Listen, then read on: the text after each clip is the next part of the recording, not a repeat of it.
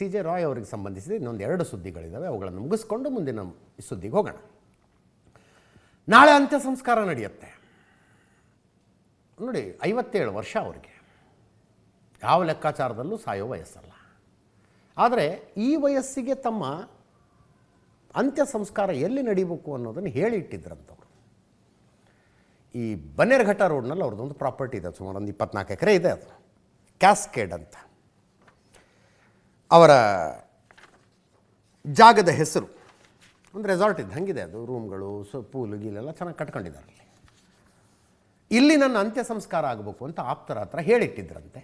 ಅಲ್ಲಿ ಅಂತ್ಯ ಸಂಸ್ಕಾರದ ತಯಾರಿಗಳು ನಡೀತಾ ಇದ್ದಾವೆ.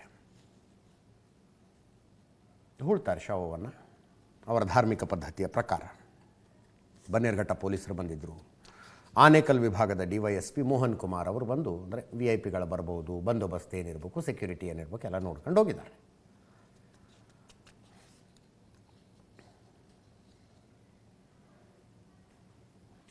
ನೆನ್ನೆನೂ ಅಂದೆ ನಾನು, ಬಹಳ ವರ್ಣರಂಜಿತವಾದ ಬದುಕು ಮನುಷ್ಯಂದು.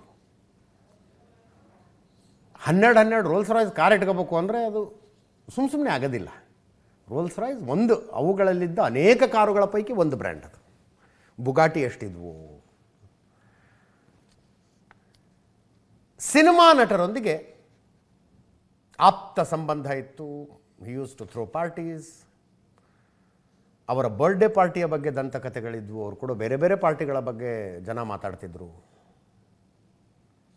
ಜೊತೆಗೆ ಕಷ್ಟ ಅಂತ ಬಂದವ್ರನ್ನ ಯಾರನ್ನೂ ಖಾಲಿ ಕೈಯಲ್ಲಿ ಕಳಿಸ್ತಿರ್ಲಿಲ್ವಂತೆ. ಏನಾಗುತ್ತೋ ಅದನ್ನು ಕೊಡೋದು. ನಮ್ಮ ಬಿಗ್ ಬಾಸಿಗೆ ಸ್ಪಾನ್ಸರ್ ಆಗಿದ್ರಲ್ಲ. ಬಿಗ್ ಬಾಸ್ ವಿನ್ನರ್ ಹನುಮಂತು ಆದಾಗ, ಯಾವ ವರ್ಷ ಇದು? ಓಕೆ, ಬಿಗ್ ಬಾಸ್ ವಿನ್ನರ್ ನಮ್ಮ ಹನುಮಂತು ಆದಾಗ ಲಾಸ್ಟ್ ಇಯರ್ದು. ಬಿಗ್ ಬಾಸ್ ಗೆದ್ದವರಿಗೆ ಬೆಂಗಳೂರಿನಲ್ಲಿ ಒಂದು ಫ್ಲ್ಯಾಟ್ ಇರುತ್ತೆ. ಕಾನ್ಫಿಡೆಂಟ್ ಗ್ರೂಪ್ನಿಂದ ಅಪಾರ್ಟ್ಮೆಂಟ್ನಲ್ಲಿ ಒಂದು ಫ್ಲ್ಯಾಟ್ ಕೊಡ್ತಾರೆ. ಹನುಮಂತು ಪಾಪ ಉತ್ತರ ಕರ್ನಾಟಕದ ಹುಡುಗ, ಹಾವೇರಿ ಡಿಸ್ಟ್ರಿಕ್ಟ್ ಅವ್ರದ್ದು. ನಾ ಈ ಬೆಂಗಳೂರಿನ ಫ್ಲ್ಯಾಟ್ ತಗೊಂಡು ಏನು ಮಾಡಲಿ ಅಂದ್ರಂತೆ. ಅದಕ್ಕೆ ಅದ್ರ ಬದಲು ದುಡ್ಡು ಕೊಡ್ತೀನಿ ಅಂತ ದುಡ್ಡು ಕೊಟ್ಟಿದ್ರಂತೆ. ಹನುಮಂತು ಅದನ್ನು ನೆನೆಸ್ಕೊಂಡು ಇವತ್ತು ಬೇಜಾರು ಮಾಡ್ಕೊಂಡಿದ್ದಾರೆ. ಮನೆ ಕಟ್ಸು, ಚೆನ್ನಾಗಿ ಮನೆ ಕಟ್ಸು, ನಾನು ಗೃಹ ಪ್ರವೇಶಕ್ಕೆ ಬರ್ತೀನಿ ಅಂತಿದ್ರಂತೆ. ಕೇಳಿಸ್ಕೊಳ್ಳಿ. ನಿನ್ನೆ ಆ ಸುದ್ದಿ ಕೇಳಿ ಭಾಳ ಬೇಜಾರಾಗೈತ್ರಿ. ನಿನ್ನೆ 6 ಗಂಟೆ 7 ಗಂಟೆಕಿನ ಸುದ್ದಿ ಬಂತ. ಅವಾಗ ನಾನು ನಂಬಿದ್ದಿಲ್ಲ ಫಸ್ಟಿಗೆ. ಭಾಳ ಬೇಜಾರಾತ್ರಿ ಸರ್. ಆ ಥರ ಮಾಡ್ಕೋಬಾರ್ದಿತ್ತು. ಯಾಕಂದ್ರೆ ನಂಗೆ CJ ರಾಯ್ ಅವರು ಭಾಳ ಹತ್ತಿರದಿಂದ ನೋಡಿನ್ರಿ. ಅವ್ರು ಭಾರಿ ಒಳ್ಳೆ ಸರ್ ಇದ್ರಿ. ನಮ್ಮ ಸರಿಗಂಪು ಇದ್ದಾಗ ರನ್ನರ್ ಆದಾಗ ಫ್ಲ್ಯಾಟ್ ಕೊಡ್ತೀನಿ ಅಂತೇಳಿ ನನಗೆಲ್ಲ ಸಹಾಯ ಮಾಡಿದರು. ಮತ್ತು ಬಿಗ್ ಬಾಸ್ ಮನಿ ಗೆದ್ದಾಗ ಮತ್ತು 50 ಲಕ್ಷ ರೂಪಾಯಿ ಸಹಾಯ ಮಾಡ್ಯಾರ.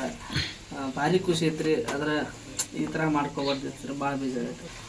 ಅವರು ಒಳ್ಳೆಯರಿ. ಅವ್ರು ಯಾರು ಕೊಟ್ಟು ಭೇದ ಭಾವ ಮಾಡ್ತಿದ್ದಿಲ್ರಿ. ಒಳ್ಳೆ ಇದ್ರು. ನಮ್ಮ ಹಳ್ಳಿಗೆ ಬರ್ಬೇಕು ಅನ್ನೋದು ಭಾರಿ ಆಸೆ ಐತ್ರಿ. ನಿಮ್ಮ ಹಳ್ಳಿ ನೋಡಬೇಕು, ನಿಮ್ಮ ಮನೆ ನೋಡಬೇಕು, ನಿಮ್ಮ ಕುರಿ ನೋಡ್ಬೇಕಂತೇಳಿ ಯಾವಾಗಲೂ ಹೇಳ್ತಿದ್ರೆ. ಆಯ್ತು ರೀ ಸರ್, ಬರೋತ್ರಿ, ನಮ್ಮ ಮನೆ ಕಟ್ಸಾಕತ್ತೀನಿ, ಕಟ್ಟಿಂದ ಓಪನಿಂಗಿಗೆ ನೀವು ಬರೋತ್ರಿ ಅಂತ ನಾನು ಹೇಳಿದ್ದೆ. ಆಯ್ತು ಕಟ್ಟಿಸು, ಬರ್ತೀನಿ ಅಂತ ಅವ್ರಿಗೆ ಹೇಳಿದ್ರಿ. ಹೌದ್ರಿ.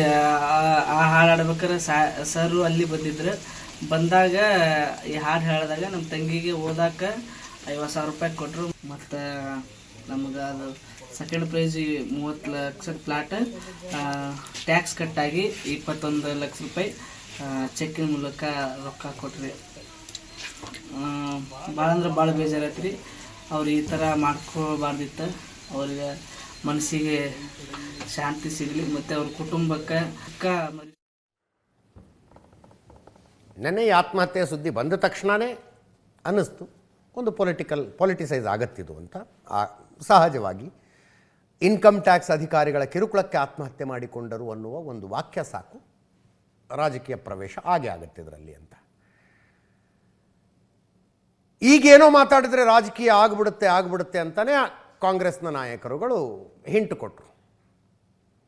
BJP ನಾಯಕರುಗಳದ್ದು ಪ್ರತಿಕ್ರಿಯೆ ಇದೆ. ಒಂದು ಸಲ ನೋಡ್ಕೊಂಬಿಡಿ ಯಾರ್ಯಾರೇನೇನಂದ್ರು ಅಂತ. ನಮಗೆ ದೆಹಲಿಯಿಂದ ಕೂಡ ನಮಗೆ ವರದಿ ಕೇಳಿದ್ದಾರೆ.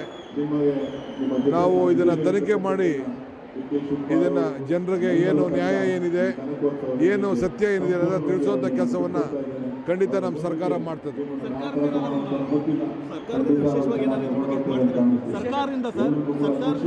ಖಂಡಿತ ಸರ್ಕಾರ ನಮ್ಮ ರಾಜ್ಯದಲ್ಲಿ ಆಗಿರೋದ್ರಿಂದ ಇದು ಸರ್ಕಾರ ವಿಶೇಷವಾಗಿ ತನಿಖೆಯನ್ನು ಮಾಡ್ತದೆ. ಹೌದಪ್ಪ, ಇದು ಆಗಿದೆ ನಮ್ಮಲ್ಲೇ. ಇದು ನಮಗೆ ನಾನು ಇದನ್ನೆಲ್ಲ ಹೇಳಿಸಿದ್ರೆ ನಾನು ಮಾತಾಡೋದು ರಾಜಕಾರಣ ಆಗ್ತದೆ. ಇದು ನಾವು ಖಂಡಿಸ್ತೇವೆ. ಈ ಕಿರುಕುಳ ಸರಿ ಇಲ್ಲ. ಇದ್ರ ಬಗ್ಗೆ ನಾವು ರಿಪೋರ್ಟ್ ಬಂದ ಮೇಲೆ ನಿಮ್ಗೆ ತಿಳಿಸ್ತೀವಿ. ಕಳೆದ 10 ವರ್ಷದಿಂದ IT, ED ಮತ್ತು GST ಹರಾಸ್ಮೆಂಟು ಉದ್ಯಮಿಗಳಿಗೆ ಆಗ್ತಾಯಿವೆ. ಯಾರು ಕೇಂದ್ರ ಸರ್ಕಾರಕ್ಕೆ ತಲೆಬಾಗೋದಿಲ್ಲ. ಅವರಿಗೆ ಅದಾನಿ ಅಂಬಾನಿ ಅಂಥವರಿಗೆ IT, ED ಏನೂ ಇಲ್ಲ. ಇನ್ಫ್ಯಾಕ್ಟ್ ಗೌರ್ಮೆಂಟು ಅವ್ರಿಗೆ ಕೆಲಸ ಮಾಡ್ತಾಯಿದ್ದಾರೆ. ಅದೇ ಹರಾಸ್ಮೆಂಟ್ ಎಷ್ಟಾಗಿರ್ಬೋದು ನೋಡಿ. ಇದು ನಾವು ಹೇಳೋದಲ್ಲ, ಕುಟುಂಬದವರೇ ಹೇಳಿದಾರಲ್ಲ. ನಾನು ಹೇಳಿದರೆ ರಾಜಕೀಯ ಅಂತ ಹೇಳ್ಬೋದು ತಾವು. ರಾಯ್ ಅವರು ಕೆಳಮಟ್ಟದಿಂದ ಬೆಳ್ಕೊಂಡು ಬಂದಂಥ ವ್ಯಕ್ತಿ. ಅಂಥ ಏನು ಡೆಸ್ಪರೇಷನ್ ಇತ್ತು ಅಥವಾ ಅಂಥದ್ದೇನು ಹತಾಶರಾಗಿದ್ದರು ಯಾವುದಕ್ಕೆ? ಅವ್ರದ್ದು ಬಿಸ್ನೆಸ್ ಮಾಡಲು ಡೆಟ್ ಫ್ರೀ ಅಂತ, ಅಂದರೆ ಯಾವುದೇ ಸಾಲ ಇರಲಾರ್ದೆ ಬಿಸ್ನೆಸ್ ಮಾಡಬೇಕಂತ ಅವ್ರದ್ದು ಒಂದು ಯಾವಾಗಲೂ ಜನರಿಗೆ ಸಲಹೆ ಕೊಡ್ತಾಯಿದ್ರು. ಮತ್ತು ಅಂಥ ವ್ಯಕ್ತಿಗೆ ಏನು ಸಾಲ ಇಲ್ಲ, ಏನಿಲ್ಲ. ಮತ್ತು ಯಾಕಂತ ಒಂದು ನಿರ್ಧಾರ ತಗೊಂಡ್ರು. ಮತ್ತು ಅವ್ರದೇ ಕುಟುಂಬದವರು IT, ED ಅಂದಾಗ ಏನಿದೆ ತನಿಖೆನಲ್ಲಿ ಹೊರಗೆ ಬರಲಿ. ಇವತ್ತು ರಾಯ್ ಅವರು ಒಳಗಡೆ ನಾವ್ಯಾರೂ ಇಲ್ಲ, CC ಕ್ಯಾಮ್ರಾ ಫುಟೇಜ್ ಇಲ್ಲ. ಶೂಟ್ ಮಾಡಿದ್ರ BJP ಅವರು ದುಡ್ಡು ಕೇಳಿದ್ರಂತೆ, ಇವ್ರು ಕೊಟ್ಟಿಲ್ಲ. ಅವರೇ ಶೂಟ್ ಮಾಡ್ಕೊಂಡ್ರ ಇಲ್ಲ ಶೂಟ್ ಮಾಡಿದ್ರ?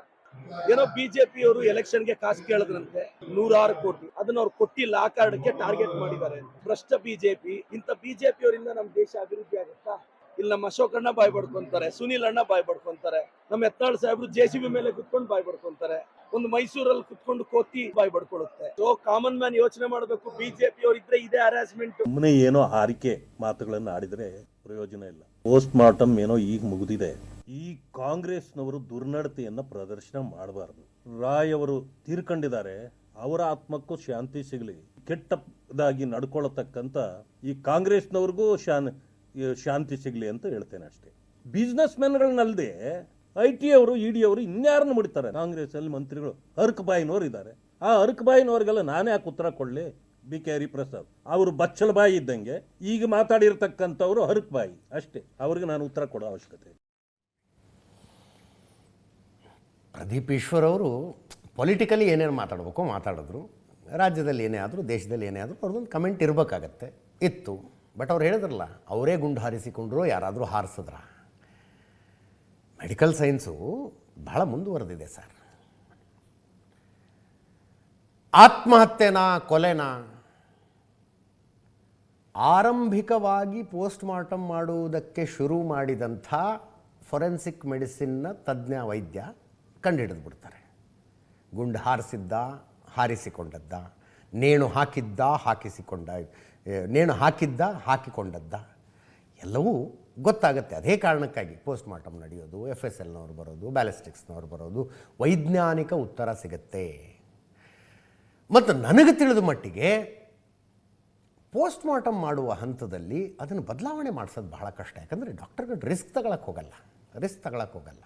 ಮುಂದೆ ಕೇಸ್ ಏನಾಗುತ್ತೋ ಬಿಡುತ್ತೋ, ಇದ್ದಂಗೆ ಬರೆದಿಟ್ಟು ಬಿಡೋಣಪ್ಪ ಅಂತ. ನೋಡೋಣ, ಬರಲಿ ರಿಪೋರ್ಟ್ಗಳು ಬರಲಿ.